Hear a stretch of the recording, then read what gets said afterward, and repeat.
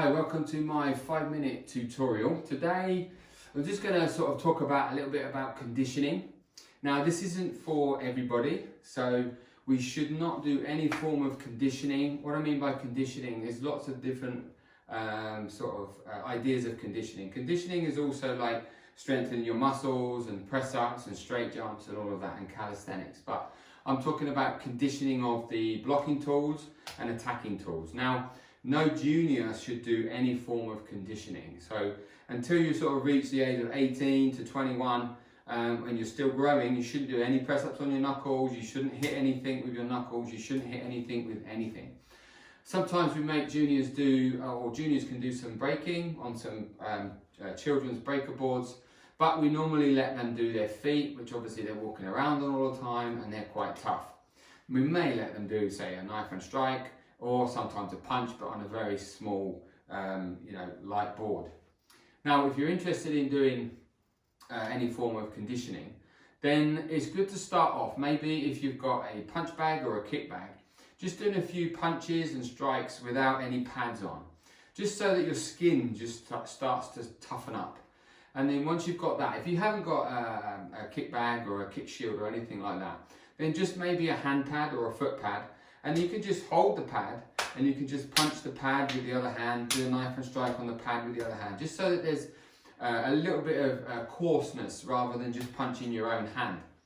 So that's sort of like generating a little bit of callus on the skin. Then trying to condition the actual knuckles and condition the actual bones. Now you can do some what we call knocking, and that's basically where you just hit your own hands, and then that way you can sort of do as much or as hard or as little as you feel you can. That's good for a knife hand and a reverse knife hand. Also good for outer forearm and inner forearm, where you could do some knocking this way. You could even use that with a partner. You know, you go into a sitting stance and you do an outer forearm inner block and they do the block, and you end up blocking, hitting each other's forearms, inner forearms, outer forearms, and you can even do knife hands as well. But if you haven't got a partner, then obviously you can do your own. So you can do your knife hand, reverse knife hand, inner forearm, outer forearm. If you want to go a little bit further, you can get something called a Makira board, which is like a piece of wood with some either rope wrapped around it or some foam and a little bit of a foam cushioning on top of the wood, and that can be mounted on a wall.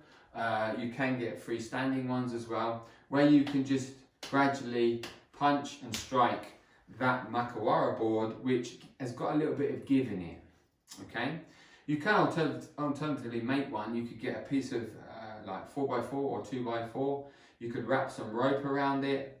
You could screw that to the wall, and then you could use that. Now, when you're doing any form of conditioning against a solid board with, say, the rope around it, you've got to make sure that you have some sort of cushioning in your arm. You should never do conditioning with a straight arm, especially if you've got some sort of Makira board attached to the wall.